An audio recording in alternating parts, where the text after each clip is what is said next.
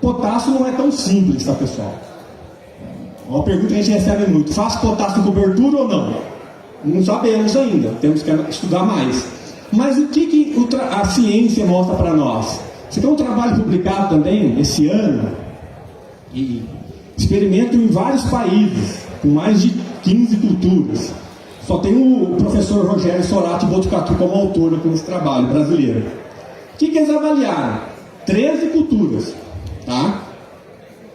Quanto que o amendoim absorve de potássio? Isso aqui é média, pessoal, global. Tem trabalhos da China, Estados Unidos, no Brasil, todo mundo. Se a gente pegar aqui, mais à frente, mas são mais de 400 trabalhos. Absorção, quanto acumulou de potássio e quanto produziu. A gente está vendo aqui que a absorção média é de 100, 150, em alguns casos 200 quilos. Então oscila quanto o amendoim absorve. Tá? Aí o que eles avaliaram no trabalho também? Então aqui cana, quanto que leva embora, exportação. Uma cana, na média global, exporta mais de 200 quilos de potássio por hectare. Mas olha, daí vai, alface, etc. Tem todas as culturas aí, milho, amendoim, exportação muito baixa. Então, quando a gente olha cenário geral, baixa exportação de potássio para amendoim. Quanto? Média global. Tem países da África que produz menos. Isso é média. No próprio Brasil, em algumas regiões, tem uma produtividade baixa. Mas os trabalhos nossos, aquele trabalho que eu mostrei nos primeiros slides, quanto está exportando? De 40 a 50 quilos por hectare. Aquele trabalho que eu mostrei de população é interagindo com potássio. Nós não vimos resposta acima de 30 quilos. Só que está exportando de 40 a 50. Resumindo, potássio, temos que estudar mais. E o que eu tenho recomendado hoje? Aplicar pelo menos o que é exportado. No mínimo, eu tenho que aplicar isso aqui, porque senão eu estou perdendo fertilidade ao longo dos anos. Então não é nem fazer uma pancada de potássio em cobertura, querer copiar soja ou algodão, porque são duas culturas que respondem mais a potássio, mas também não é plantar sem potássio. Talvez daqui 2, 3, nós estamos com trabalhos no campo esse ano, estudando isso. Interagindo com cálcio, por exemplo, porque como o amendoim tem uma absorção grande de cálcio pela casca, talvez tenha uma interação, estamos estudando. Mas a princípio, tenho recomendado isso, aplicar o que está sendo exportado. Aí cálcio, talvez é o principal nutriente do amendoim. Quando eu tenho deficiência de cálcio na casca, eu tenho má formação dos grãos. O que acontece? Uma planta com deficiência de cálcio tem redução da síntese de auxina. Esse trabalho aqui mostra. Só trouxe a foto porque não teria tempo para a gente entrar em mais detalhes. E aí, o produtor fala, amendoim, bombinha, você aperta ele, a casca tá ok, só que dentro a semente está muito pequena. E a absorção de cálcio, então essa casca do amendoim é formada principalmente por hectare de cálcio. É absorção direta. Eu tenho que ter cálcio de 0 a 10. Então, a soja, por exemplo, o algodão é uma cultura muito responsiva a perfil de solo. Então, o que o produtor pensa? Fazer calcário e incorporar em profundidade. Não que o amendoim não vai ser responsivo a perfil de solo, mas eu tenho que lembrar do cálcio onde estão as vagens. O ideal seria fazer uma dose, incorporar e deixar em superfície também um pouco de calcário. Eu só vou fazer calcário em uma operação. O teor de cálcio é muito baixo. Faz em superfície e incorpora com a grade leve. Tá? Porque é importante cálcio em superfície. E aí tem os trabalhos, né, dos americanos, fazendo gesso em cobertura. Quando eu tenho a melhor nutrição com cálcio, eu melhoro o teor de cálcio na semente. Aqui, eles dividiram o gesso em várias aplicações. Para nós não precisamos fazer um gesso muito tardio.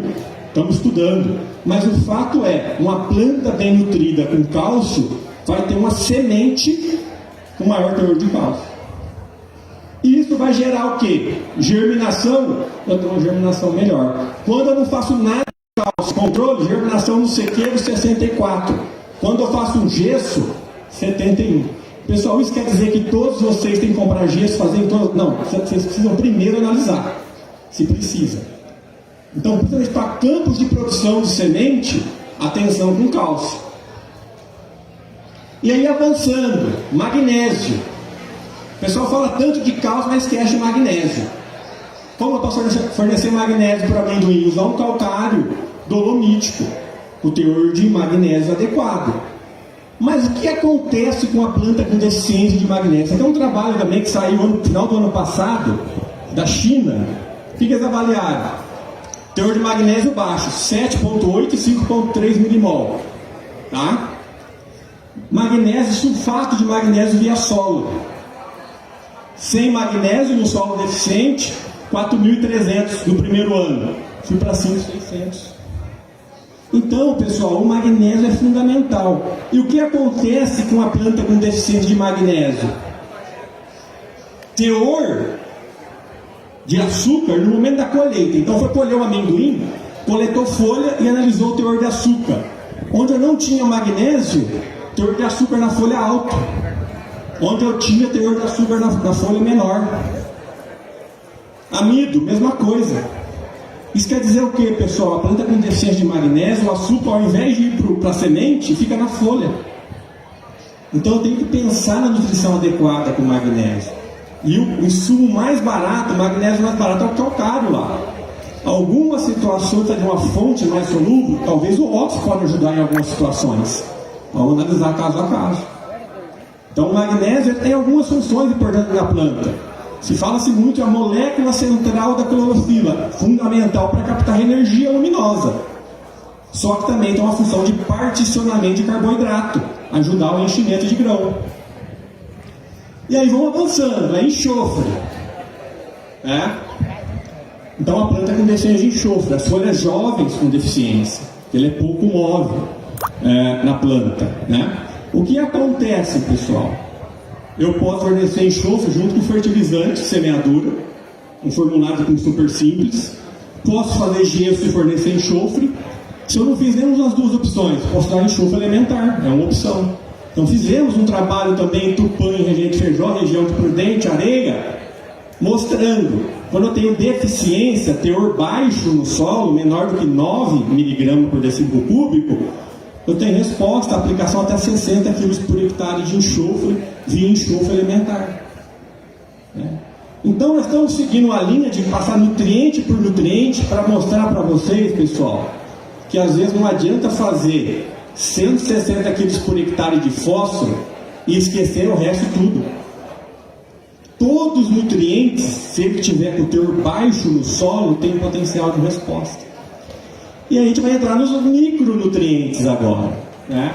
Dentro dos micro, qual que tem sido mais responsivo à adubação? O boro. Então a planta com deficiência de boro, olha o que acontece. Sementes mal formadas e o caule rachado.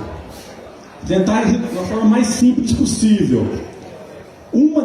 Tem várias funções, mas uma das funções do boro, quando a planta absorve água e nutriente, sobe via xilema, como se fosse uma rodovia. Então a água e os nutrientes vai por esse caminho. Chegou na folha, vai acontecer a fotossíntese. Então vai ter CO2, radiação, água, nutrientes, vai formar açúcares, carboidratos. Para esse carboidrato sair da folha e chegar no órgão, no caso do amendoim são as vagens, tem um outro caminho chamado floema, seria uma outra rodovia. Quando eu tenho deficiência de boro, então um trabalho bacana em algodão mostrando isso, e amendoim não tem, mas eu tenho deformidades no floema. Então eu costumo brincar com os alunos, uma planta com deficiência de boro é como se tivesse uma rodovia cheia de buraco. Eu não consigo ter uma fluidez no transporte de açúcar das folhas para os grãos, eu tenho grãos mal formados. E aí nós fizemos trabalhos, inclusive está publicado isso, qual que é a melhor forma de fornecer boro para o amendoim. Resumindo isso aqui, quando eu não aplico nada via solo, teor baixo, menor do que 0,3 mg decímetro cúbico de boro, eu fazer 400 gramas de boro via folha, parcelado em 4 vezes, porque o boro é pouco móvel, eu tenho um ganho de produtividade de mais ou menos 600 kg por hectare, em média de 2 safras. Quando eu faço via solo, seja com ácido bórico na dose de 1,5 kg por hectare, seja com lexita, tetaborato, enfim, na média, e depois complemento com mais uma aplicação via folha, principalmente no ano seco, eu tenho um ganho mais ou menos de 1 tonelada por hectare. Então eu estou aplicando de 1 a 3 kg por hectare de boro, com um custo baixo, e estou ganhando de 600 até 1 tonelada, 600 quilos até 1 tonelada por hectare. Então, pessoal, isso é muito barato. Esse ambiente de vocês, essa região do Mato Grosso do Sul, são solos deficientes em boro. Então aí tem várias formas, mas uma das estratégias, vocês fazem pré-emergente. Colocar um ácido bórico junto com o pré-emergente é um manejo. Eu tenho que tomar cuidado com dose. Se eu passar muito de 1 kg, eu posso ter toxidez, porque o boro é absorvido via fluxo de massa. Enfim, o produtor que quer avançar um pouquinho mais, pode fazer um lexita em área total. Olha, não consegui fazer via solo, já não é a melhor opção. Posso fazer via folha, mas eu tenho que parcelar, porque ele é pouco móvel. O importante, pessoal, é aproveitar esse potencial do boro. Eu tenho potencial para ganhar produtividade. Mas não é só boro. É outro trabalho nosso, 2 safras, mostrando quando eu faço zinco, quando eu faço cobre via solo e boro, eu tenho ganho de produtividade. Então, um ano seco, produtividade baixa. Fiz boro, melhor para o controle. Fiz zinco, sozinho, é melhor para o controle, só que perde o boro. Aí, mas é toda vez que eu preciso aplicar? Não, esse solo teor de manganês era bom. Apliquei manganês, produzi igual ao controle no ano seco. No ano chuvoso teve até um ganho de produtividade, mas não foi muito. Então não é sempre também todos os nutrientes. Tem que analisar. E quando eu faço o manejo completo, olha o ganho que eu tenho, 4.200, eu passo 5.000 kg por hectare, aplicando de 1 a 2 kg por hectare dos micronutrientes. E aí, para finalizar, para não estourar 1 hora, então com uns minutinhos ainda. Pessoal, qual que é o nosso maior desafio no amendoim? Em qualquer outra cultura, soja, milho, algodão, é a seca. Se fala muito de seca. Uma planta bem nutrida vai resolver o problema da seca? Não vai. Mas vai melhorar, vai deixar a planta um pouco mais tolerante. E aí eu começo lá com cálcio, com fósforo, para fazer raízes descer no perfil de solo.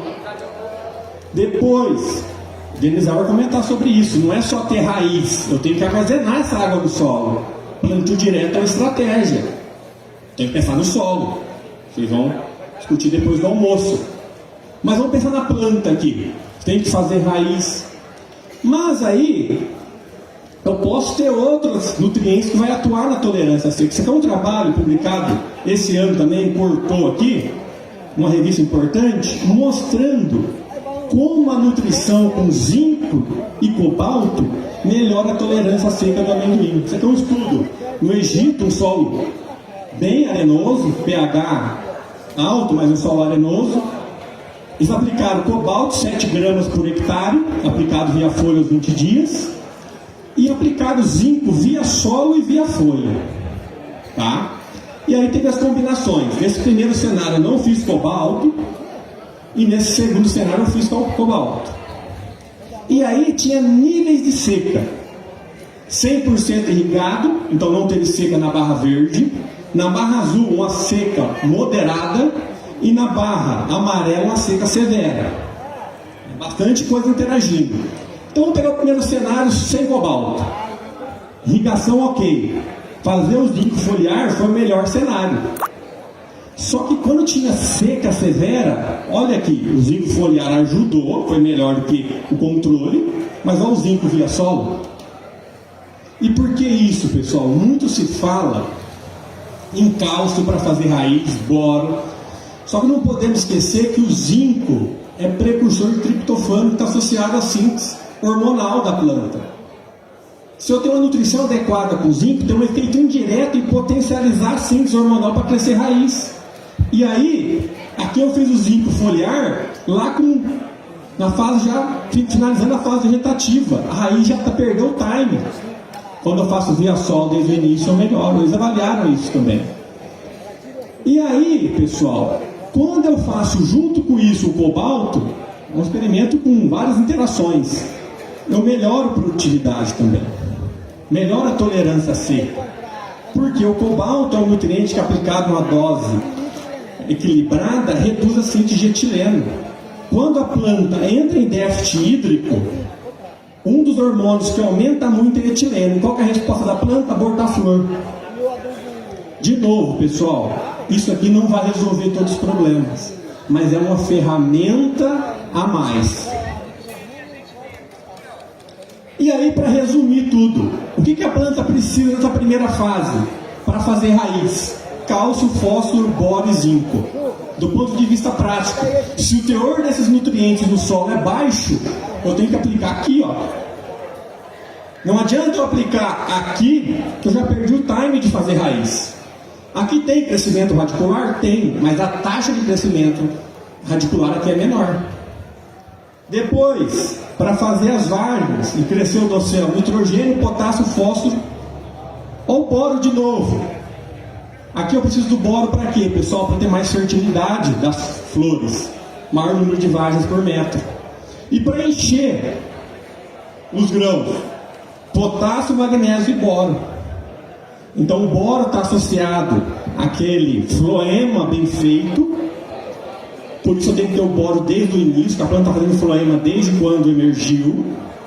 O magnésio tem aquela função de fazer particionamento de carboidrato e o potássio faz a fluidez. Quer dizer exatamente que eu tenho que aplicar esses nutrientes aqui nessa fase? Eu tenho que vir construindo isso.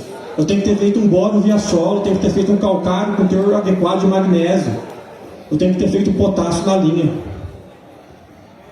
E na fase final é maturação.